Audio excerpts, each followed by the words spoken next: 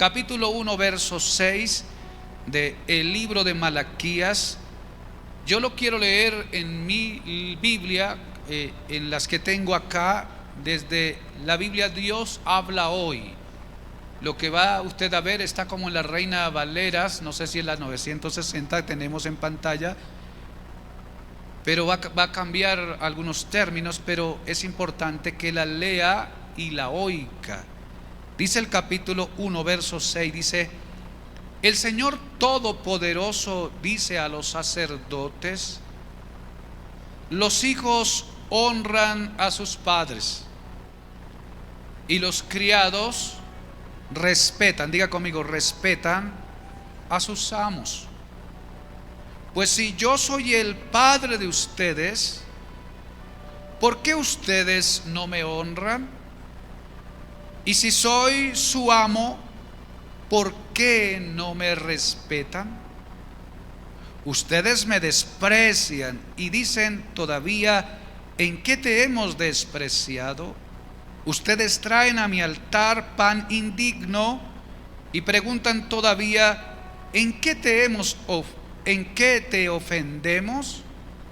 Ustedes me ofenden cuando piensan que mi altar puede ser despreciado y que no hay nada malo en ofrecerme animales ciegos, cojos o enfermos. Vayan pues y llévenselos a sus gobernantes. Vean si ellos les aceptan con gusto el regalo. Pídanle ustedes a Dios que nos tenga compasión, pero si le hacen esa clase de ofrendas, no esperen que Dios los acepte a ustedes con gusto. El Señor Todopoderoso dice: ojalá alguno de ustedes cerrara las puertas del templo para que no volvieran a encender en vano el fuego de mi altar. Porque no estoy contento con ustedes, ni voy a seguir aceptando sus ofrendas. En todas las naciones del mundo se me honra. En todas partes queman incienso en mi honor y me hacen ofrendas dignas. En cambio, ustedes me ofenden, pues piensan que mi altar, que es mi mesa, puede ser despreciado y que es despreciable la comida que hay en él. Ustedes dicen: ya estamos cansados de todo esto, y me desprecian. Y todavía suponen que voy a alegrarme cuando vienen a ofrecerme un animal robado, o una res coja o enferma. Maldito sea el tramposo que me promete un animal sano de su rebaño y luego me sacrifica uno que tiene defecto. Yo soy el gran rey y soy temido entre las naciones. Esto dice el Señor Todopoderoso. Amén. Dele el aplauso a la palabra del Señor.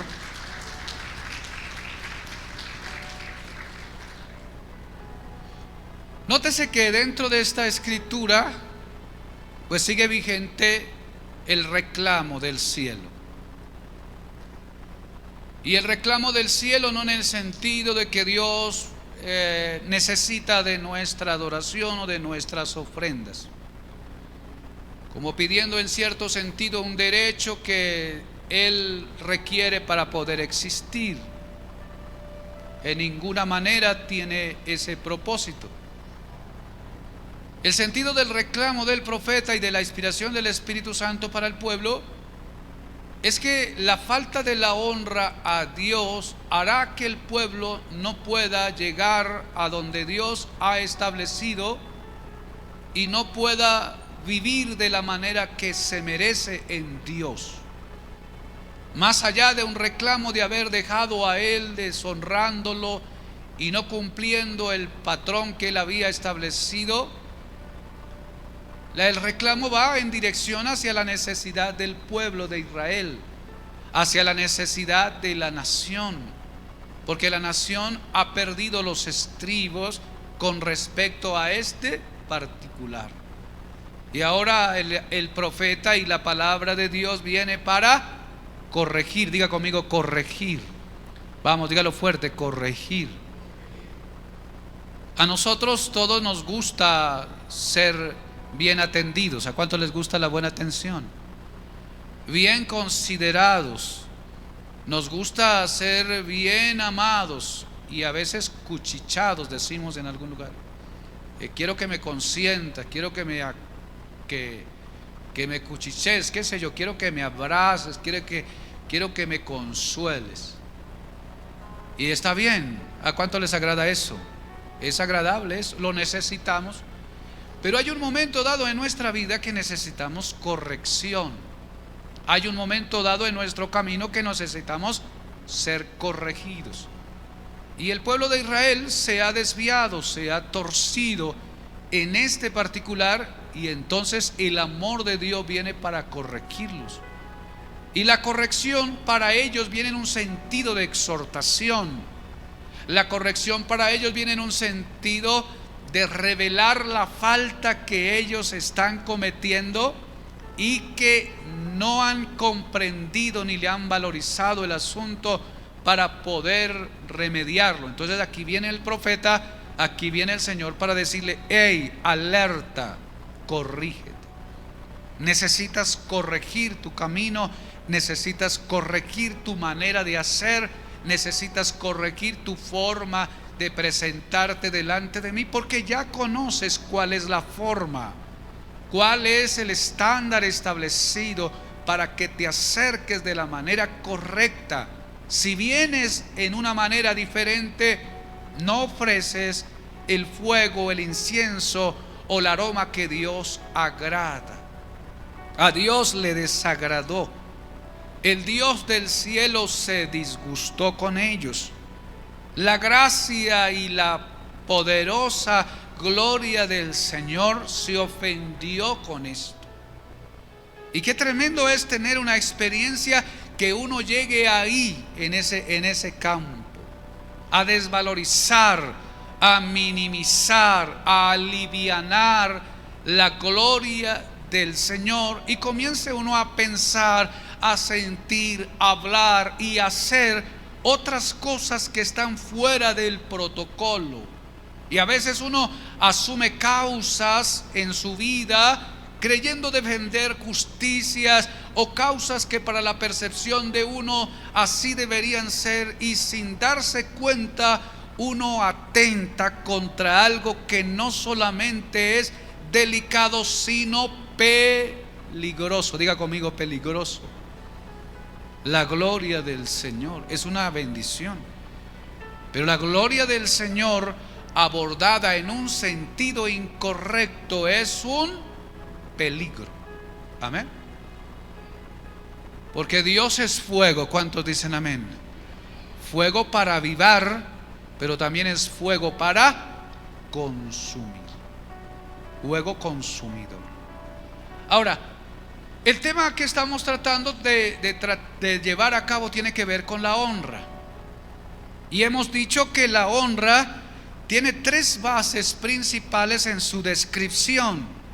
Entre ellas, aprecio o estima. Entre ellas, respeto. Y entre ellas, reconocimiento. A ver, diga conmigo: aprecio.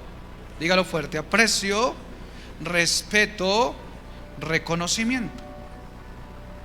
O estima, respeto y reconocimiento. Fíjese que en esta nueva interpretación que leímos hoy, dice el Señor: ustedes respetan a sus amos, a sus señores. Y si yo soy su señor y si yo soy su amo, ¿dónde está mi respeto? Entonces el pueblo ahora ha caído en esta ofensa para con Dios. Han ofendido la gloria de Dios, han irrespetado a Dios, han caído en un sentido de liviandad, en un sentido de perversidad, porque ahora no están atentando simplemente con ellos o con uno de los de ellos, están atentando con el Dios de las Escrituras. Y meterse uno con Dios en el sentido contrario es complicado. Cuando el Señor habló de Jesús, dice que Él era una piedra, una roca, que para algunos hace tropezar, y algunos caen sobre ella. Los que caen sobre ella, Dios los levantará, pero los que la roca tropieza, los puede desbaratar. Entonces hay algo dentro del reino, hay algo dentro del mundo espiritual, hay algo dentro de Dios que tiene que ver con eso, la delicadeza. Tiene que ver con eso en el sentido sagrado. Tiene que ver con ese sentido de respeto hacia la gloria de Dios. Tiene que ver con ese sentido de temor. Temor. Nuestro temor a Dios en el sentido de temer tiene que ver con respetarle a Él, porque Él es Dios. Yo no sé cómo usted piensa en Dios, ni qué dimensión le da a Dios. El punto es que si Dios se le manifestara a usted de frente, en vivo y directo, ¿qué pasaría con usted? ¿Qué pasaría conmigo?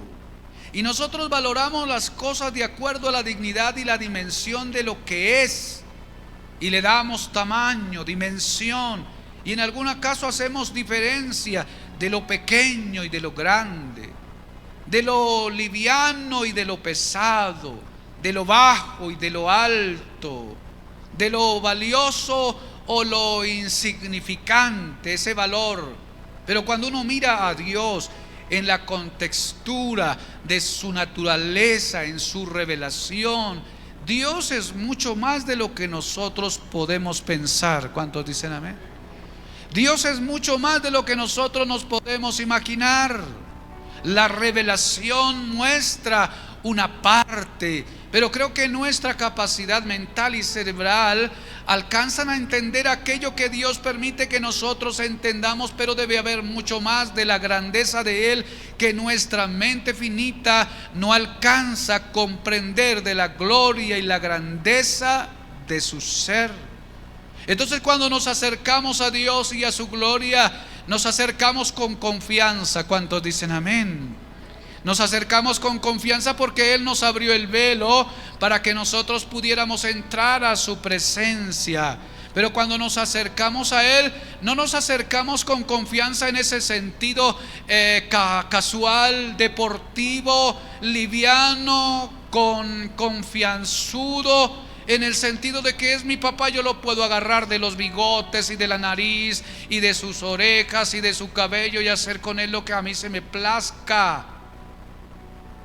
Estamos acercándonos al creador del cielo y de la tierra, y cuando viniéramos a Él deberíamos temblar. ¿Cuántos dicen amén? Deberíamos temblar. Una manifestación tan poderosa de parte del Señor se dio a cabo en el monte Sinaí.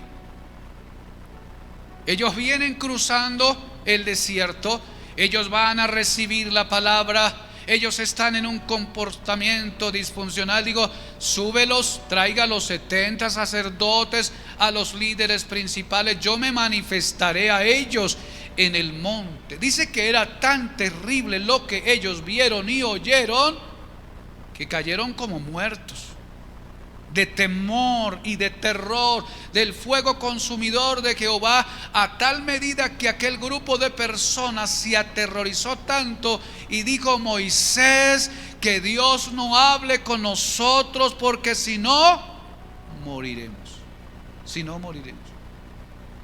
Y entonces ahora Moisés intercede por el pueblo, y Dios entiende que ellos están reflexionando bien y dijo: entonces hablaré contigo y me manifestaré a través de ti para que ellos no mueran. Así que no podemos reducir a Dios, no podemos alivianar la gloria de Dios para perder el sentido sacro, si se le puede llamar, a la gloria del Eterno. Sí, aplauda al Señor.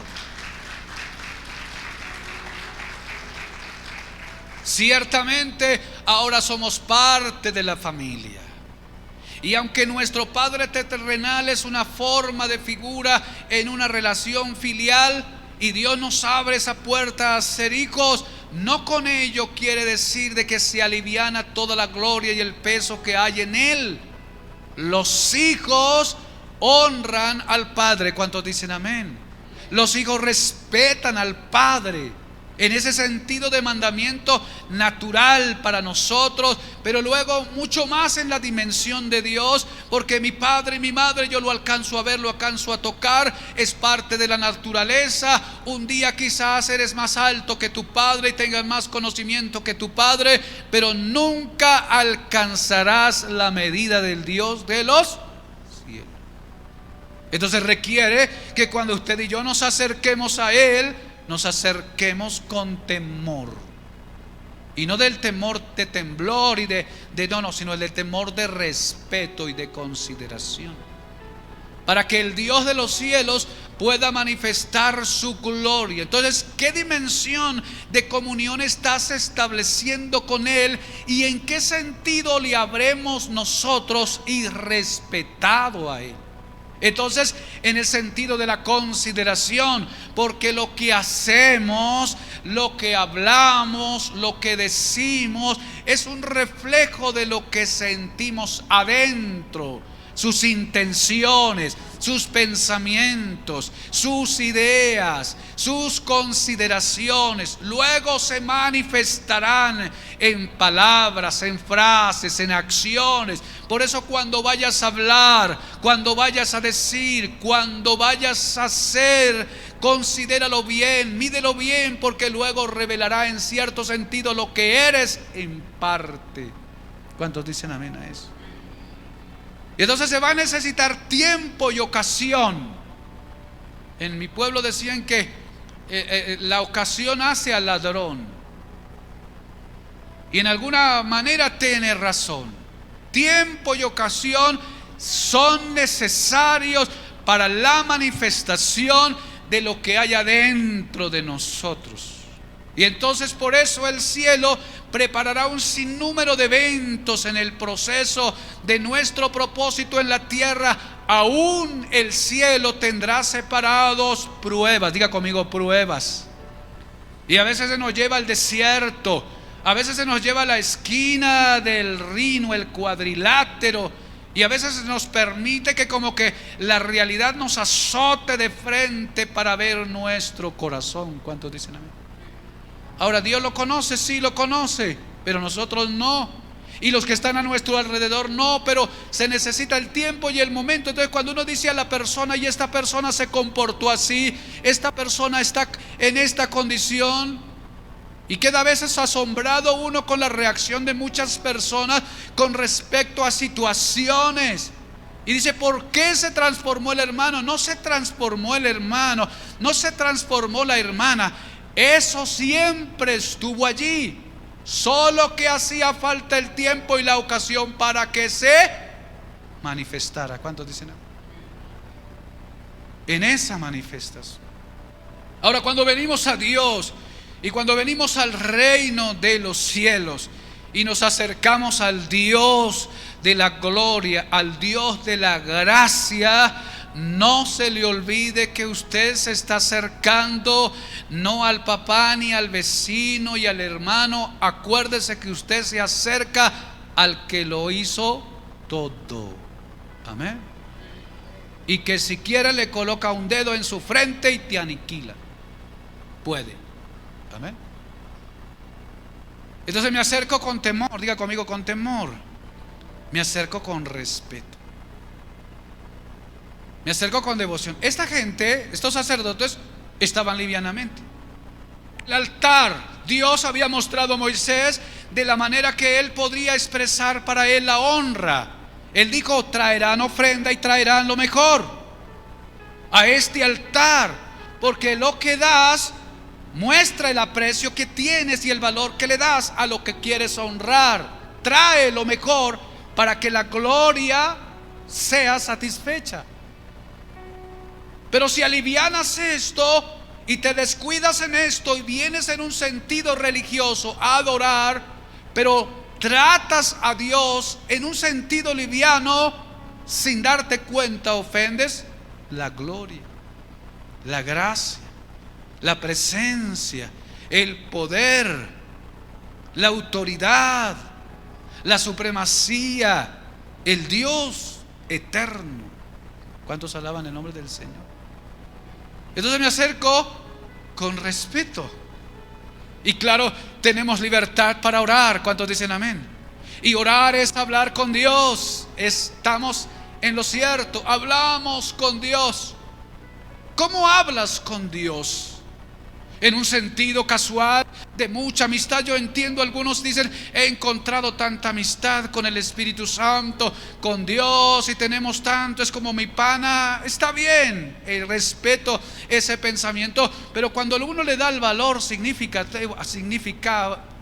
con significado al cielo, cuando yo me acerco a hablar con Dios, yo entiendo que Él es dueño de mi vida.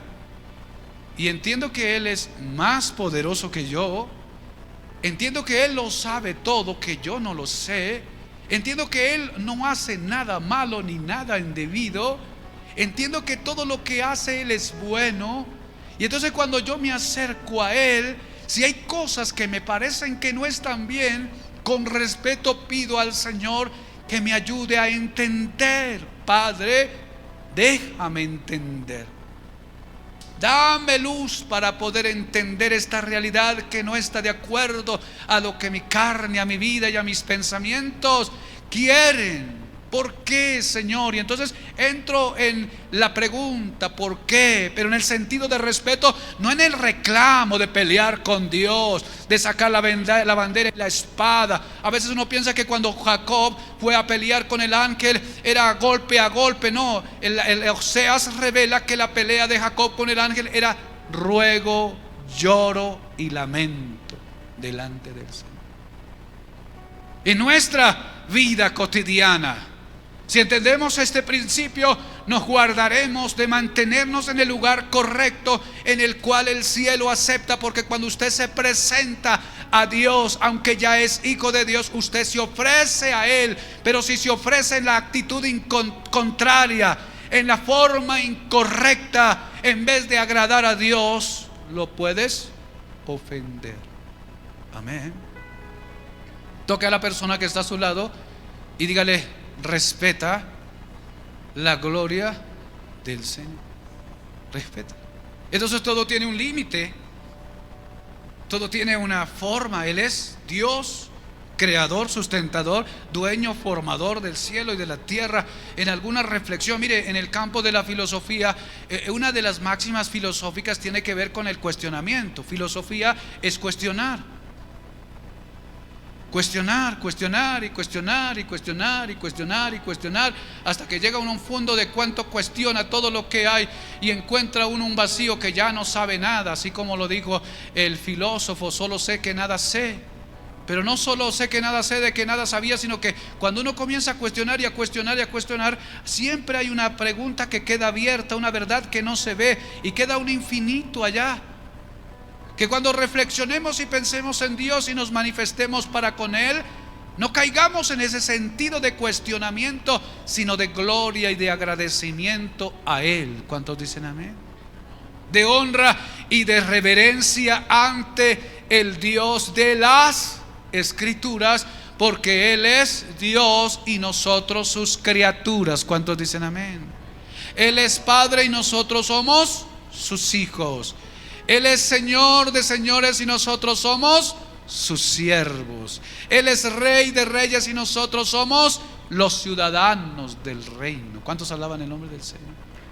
Aplauda a Cristo.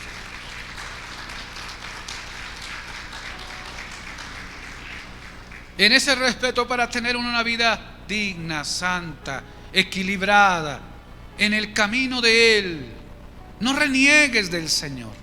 No caigas allí. No reniegues de la gracia. Allá lo lleva a uno Satanás. Allá lo lleva a uno la carne. El diablo quiere que uno reniegue de la gloria del Señor, del nombre del Señor y de la persona de Dios. Allá lo quiere uno.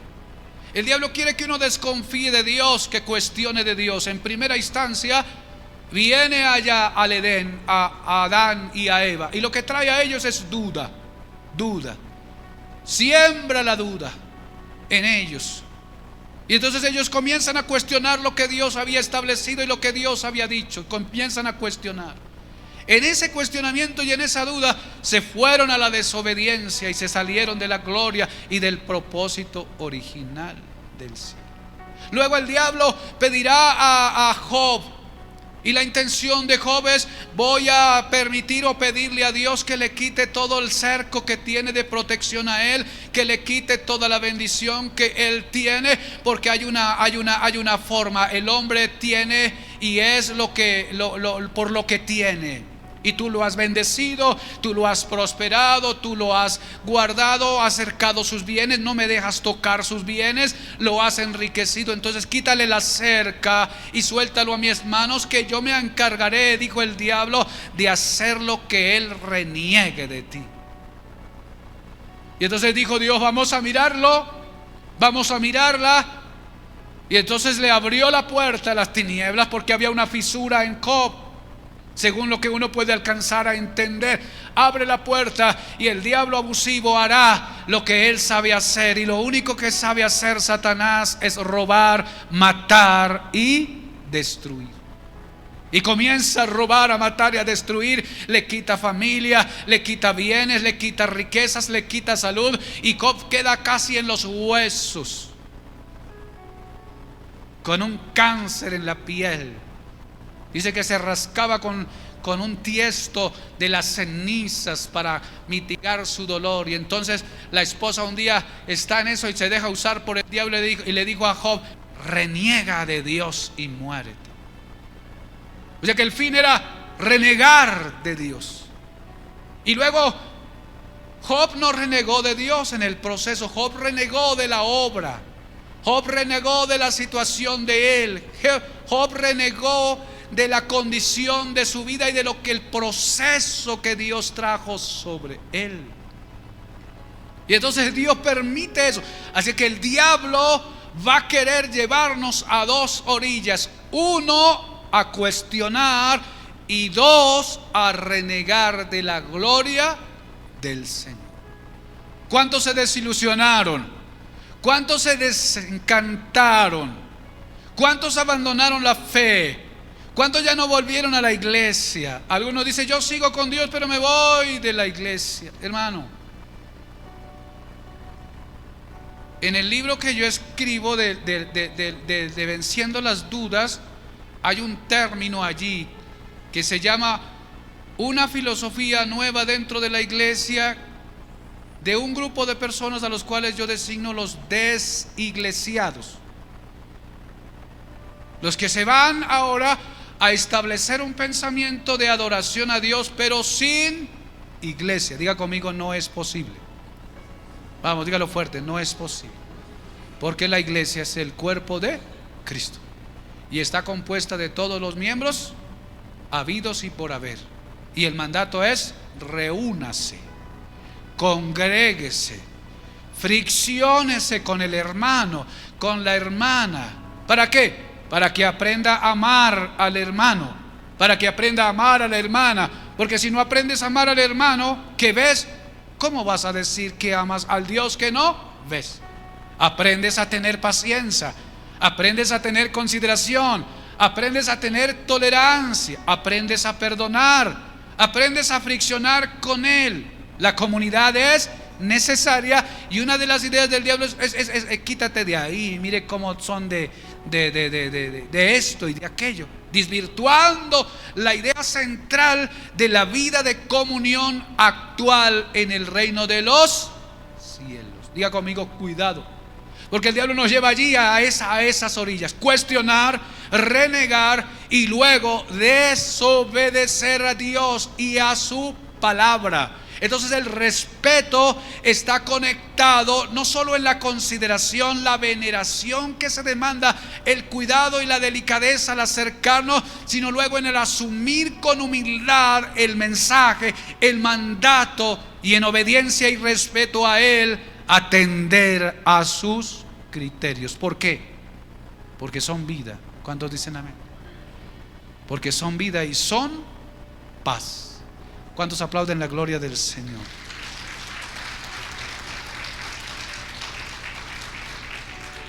Diga conmigo, yo necesito aprender a honrar a Dios de la manera debida. Yo necesito respetar la gloria del Señor manifestada en su presencia para mi vida. En el Antiguo Testamento, el lugar donde Dios dijo que iba a estar, les reveló a ellos esto. Algunos dicen, en la gracia esto pasó. Cuidado, no pasó.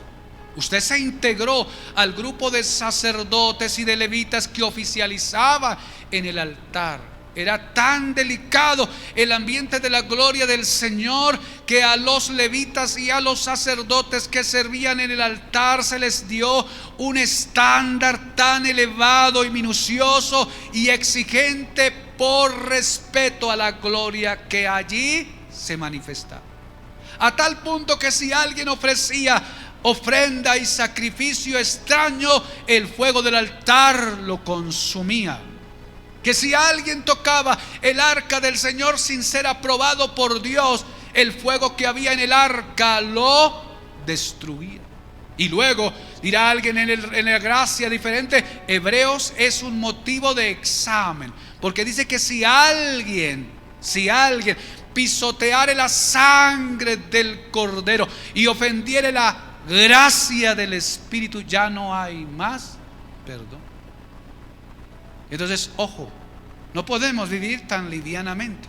Con esto no quiero asustarle ni aterrorizarle de que ese Dios lo va a destruir. No, la intención es enseñar para que no se aliviane, porque lo que le faltó a este grupo de sacerdotes es que se les olvidó eso y se alivianaron en el comportamiento y en la presentación delante del Dios de las Escrituras.